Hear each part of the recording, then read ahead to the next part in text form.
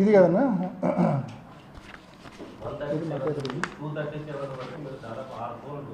చెప్తాను. Let me answer నా correct. మీరు అడిగిన క్వశ్చన్ కరెక్ట్. నేను ఆ ప్రెస్ మీట్లో ఇది కూడా అడిగింది, నేను మర్చిపోయిన ఆన్సర్ చేయడం. ఇదే కదా, దిస్ ఈజ్ ఇట్ కదా. అసలు ఇది ఏందో తెలుసా మీకు? This is my WhatsApp activity and Erra Gangi Reddy's WhatsApp activity. Nothing but WhatsApp activity. March 14 రాత్రి ఎందుకండి, నేను ఆ రోజు రాత్రి ఫస్ట్ జరిగింది చెప్తాను. నేను ఆ రోజు రాత్రి 10:30కో 11కో పండుకున్నా. పొద్దున్నే 5కి లేచినా. 6 గంటలు బాగా నిద్రపోయినా, 5కి లేచినంత స్పష్టంగా చెప్తా ఉన్నా, ఎటువంటి డౌట్ లేకుండా మీ అందరికీ బల్ల గుద్ది చెప్తా ఉన్నా. నేను 6 గంటలు ఆ రోజు రాత్రి పండుకున్నా. అండ్ 5 o'clock 4:45కో 5కో రఫ్గా లేచింటా. ఈ వాట్సాప్ యాక్టివిటీ అంటే ఏంది అని క్వశ్చన్ మీది, అంతే కదన్నా? ఈ వాట్సాప్ యాక్టివిటీ అంటే ఏంటంటేనా, ఇది దిస్ ఈజ్ నాట్ సిడిఆర్. ఇది నా నుంచి గంగిరెడ్డికి ఫోన్ పోవడమో, గంగిరెడ్డి నుంచి నాకు ఫోన్ రావడమో కాదు. ఇది నా నుంచి గంగిరెడ్డికి మెసేజ్ పోవడమో, గంగిరెడ్డి నుంచి నాకు మెసేజ్ రావడమో కాదు. ఇది this is nothing but WhatsApp activity. నేను ఒక ప్రజాప్రతినిధిగా నా ఫోన్లో ఎన్నో గ్రూప్స్ ఉంటాయి. ఎన్నో పొలిటికల్ వైఎస్ఆర్సీపీ పులివెందుల అని, వైఎస్ఆర్సీపీ మైదుకూరు అని, వైఎస్ఆర్సీపీ కడప అని రకరకాలైన గ్రూపులు ఉంటాయి నా ఫోన్లో.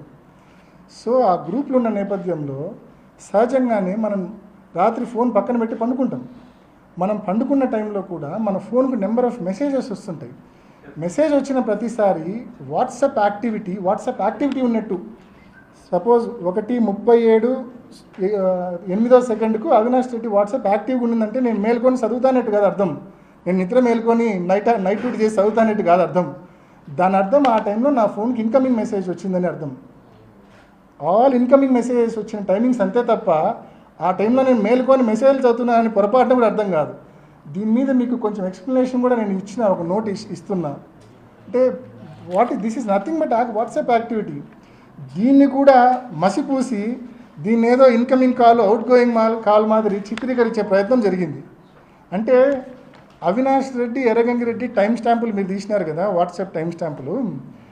ఆ రోజు రాత్రి పులివెందుల్లో ఒక 50,000 మందికి మొబైల్ ఫోన్లు ఉన్నాయనుకుంటే, ఉదాహరణకి 50,000 మందికి మొబైల్ ఫోన్లు ఉన్నాయనుకుంటే పులివెందుల్లో కనీసము తక్కువలో తక్కువ ఒక 30,000 మందికి నైట్ టైం వాట్సాప్ యాక్టివిటీ ఇట్లా ఈ రకంగానే ఉండింటుంది. అంటే 30,000 మంది కుట్రదారులేనా? ఏంది అసలు లాజిక్ ఉండాలి కదా.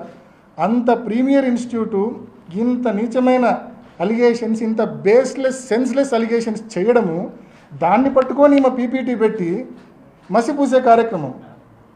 ఏంది అలిగేషన్స్? కొంచెం అర్థం, ఎవరితో ఉన్న టెక్నికల్ ఎక్స్పర్ట్తో ఉన్న మాట్లాడితే అర్థమవుతుంది. మనం పండుకున్నప్పుడు కూడా మనకు మెసేజ్లు వస్తే కన్నా బ్యాక్గ్రౌండ్లో వాట్సాప్ యాక్టివ్గా ఉన్నట్టు చూపిస్తుంది ఆ టైం స్టాంప్లో. దట్ ఇన్ ద సెన్స్ నేను మేల్కొని చదువుతానట్టు కానే కాదు అది అర్థం. And to be very clear, ఎవరితో అయినా వెరిఫై చేసుకోమని చెప్పండి. ఆ రోజు రాత్రి ఒక 6 hours నా ఫోన్ ఐడియల్గా ఉండింటుంది, నేను పండుకున్నా కాబట్టి. అండ్ పొరపాటున కూడా అవుట్ గోయింగ్ మెసేజ్ పోయిండే ఛాన్సే లేదు. కారణం ఏంటంటే ఓన్లీ ఇన్కమింగ్ మెసేజెస్ను ఎవరు నిలవరించలేరు. ఫోన్ ఆన్లో ఉన్నప్పుడు ఇన్కమింగ్ మెసేజెస్ రాకుండా ఆపగలమన్నా? వస్తాయి కదా సహజంగానే. బట్ అండ్ దట్టు ఎర్రగంగిరెడ్డి నుంచి నాకు ఎటువంటి ఇన్కమింగ్ మెసేజ్ రాలేదు. మళ్ళీ అది కూడా క్లియర్గా చెప్తున్నా. నాకు ఆ రోజు రాత్రి ఒక 10 మెసేజ్లు వచ్చిండొచ్చు. వివిధ గ్రూప్స్లో ఉంటాం కాబట్టి పార్టీకి సంబంధించి రకరకాలైన మెసేజ్లు వచ్చిండొచ్చు. తప్పేముంది దాంట్లో? వాట్సాప్ యాక్టివిటీ ఉంటే తప్పు చేసినట్ట? ఏంది అసలు ఈ విమర్శలేంది, ఈ నిందలేంది? అసలు నేను చెప్పిన హియర్స్ ఎవిడెన్స్లో కానీ, నేను చెప్పిన ఆ గూగుల్ టేక్అవుట్లో కానీ, ఇందాక చెప్పిన ఈ వాట్సాప్ యాక్టివిటీలో కానీ ఏమన్నా బేస్ ఉందా ఒకసారి మీరు ఆలోచించండి. కొంచెమన్నా బేస్ ఉందా ఒకసారి మీరు ఆలోచించండి. మీ విజ్ఞతగా నేను వదిలేస్తాను, వాళ్ళ విజ్ఞతగా నేను వదిలేస్తాను, నన్ను విమర్శించే వాళ్ళ విజ్ఞతగా నేను వదిలేస్తాను. ఎంత నీచమంటే ఈ 3 ఏళ్ళుగా ఎంత ఘోరంగా క్యారెక్టర్ అసాసినేషన్ చేసినారంటే, ఈ కేసు వల్ల నన్ను ఎన్ని ఇబ్బందులు పెట్టినారంటే, మా కుటుంబం ఎంత సఫర్ అయిందంటే, మా నాన్న వయసు 74 ఏళ్ళు, లోపల జైల్లో మగ్గుతున్నాడు సమస్యలతో. ఆయన ఏం కర్మ పాపం, ఏం తప్పు చేసినాడని ఈ రోజుకి ఆయన ఒకే ప్రశ్న, నేను నా జీవితం అంతా ఎవరికి తెలిసి ద్రోహం చేయాలని, నాకేంది ఈ కర్మ అని బాధపడతాడు. పులివెందుల్లో ప్రతి ఒక్కరికి తెలుసు మా నాన్న ఎవరికి తెలిసి ఎవరికి ద్రోహం చేయలే. అటువంటి వ్యక్తిని అన్యాయంగా లోపలేసినారు. ఆ ఉదయ్ అనే పిల్లోడు వాని మీద అలిగేషన్ ఏంది, మధ్యరాత్రి 4 గంటలకు రోడ్లో తిరుగుతానంట. నేను రోడ్లో తిరిగితే రోడ్లో తిరిగితే కేసులో ఇరికిచ్చేస్తారా? ఏమన్నా అలిగేషన్సా అండి? అన్యాయంగా మనుషులను లోపలేసి వ్యవస్థల్లో వాళ్ళకున్న పలుకుబడి ద్వారా చంద్రబాబు నాయుడు గారిని ఉపయోగించుకొని, ఢిల్లీలో ఉండే బీజేపీలోని టీడీపీ పెద్దలను ఉపయోగించుకొని సర్వనాశనం చేసినారు. దీన్ని ఈ కేసును రాజకీయం చేసి చంద్రబాబు చేతిలో పావులుగా మారి మమ్మల్ని సర్వనాశనం చేసినారు. చాలా ఇబ్బందులకు, చాలా నరక యాతనకు గురి చేసినారు మమ్మల్ని.